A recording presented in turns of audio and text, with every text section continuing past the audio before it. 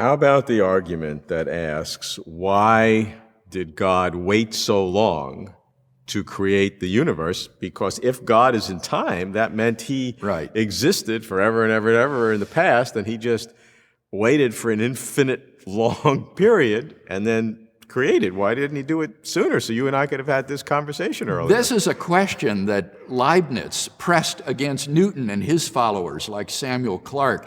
And I think that it is a sound argument against thinking that God has endured through an infinite sequence of temporal moments prior to the moment of creation. I think that that argument does show that that's impossible. And so what that implies, I think, is that time must have had a beginning, and that in some mysterious way God existed not before time, that would be a self-contradiction, but he existed in some way beyond time. And so the way I would put it is this, is that God is timeless without creation, and he is temporal since the moment of creation. So the decision to create on God's part is a decision to enter into time, to take on a temporal mode of existence in order to relate to his creatures. That almost sounds like God is changing his internal characteristics. Well, it depends on whether or not you think that God's temporal status is essential to the nature of God. And I don't think that we should say that. I think that it is essential to God to be eternal. And by that we mean he is without beginning or end. He neither came into existence nor will he go out of existence. So everyone can agree that God is eternal. But the question is he eternal in the sense of existing throughout infinite time? Or is he eternal in the sense of just being timeless and therefore having no beginning or end? And what I want to suggest is that God's mode of existence is a contingent property of God dependent upon his will. If God chooses to remain changeless and alone and never create, then he will exist timelessly. But if he chooses to create a world, then he will exist temporally. So I think that it makes sense to say that God is eternal in the sense of having neither beginning nor end. He is permanent. Nobody argues that one. Right. So that is an essential property of God, but it's up to God whether or not he exists timelessly and eternally or temporally and eternally. So can he change his mind and go back? Now that's a really profound question. Could God, say, annihilate the universe and annihilate the world and resume a state of timelessness?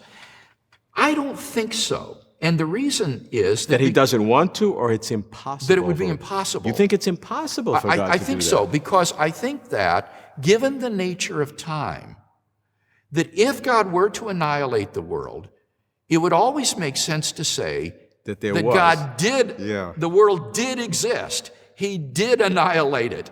And he no longer exists with a world. So once time comes into being, that fact is always a temporal fact, even if God annihilates everything and goes back to a state of changelessness. So that was a big decision he made. Yeah. I mean, because that got him into time, and we're saying once he was in time, he was locked there forever. Well, the word locked, again, is an emotionally loaded term. I mean, in one sense, as we were talking about a moment ago, you can be locked in timelessness, like a frozen mannequin, unable to do anything, to respond to anything.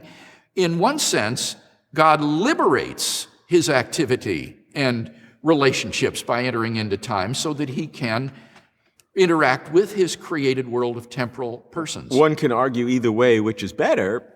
You have a good argument. But what I'm saying is once that decision was made, it's irrevocable. I think that's right.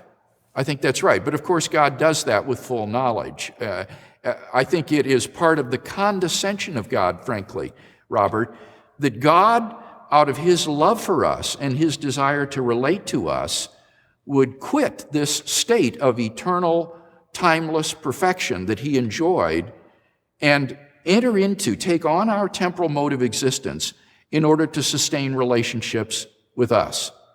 You are then limiting God, because God is now in a state from which he cannot remove himself. He is in time and forever thereafter has to be.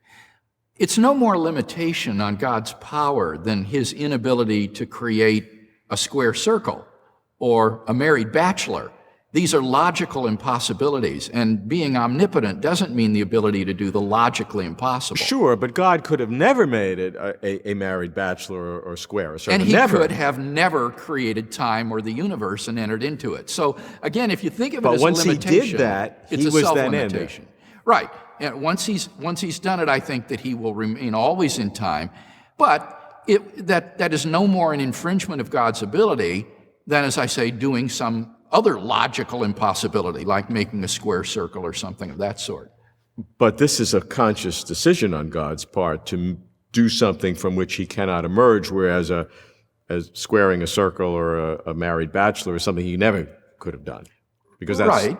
That's right. I mean, he could have never created a bachelor at all, but it lies completely beyond God's power to create a married bachelor or a square circle. These are logical impossibilities. And in the same way, it's logically impossible to bring it about that the past which existed has not existed. right. That's as much a self-contradiction as a square circle. I agree, but God makes that conscious decision to put himself in that condition. Yes, that's right. And he does it because of this desire to develop relationship with his created creatures. Yes, I think that's right.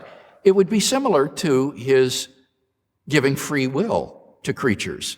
God limits himself in such a way that he creates persons who are able to rebel against him and do things that are contrary to his will, that are beyond his control, because it's logically impossible to make someone freely do something. So I don't think there's any problem in thinking that God enters into situations in which he doesn't control everything.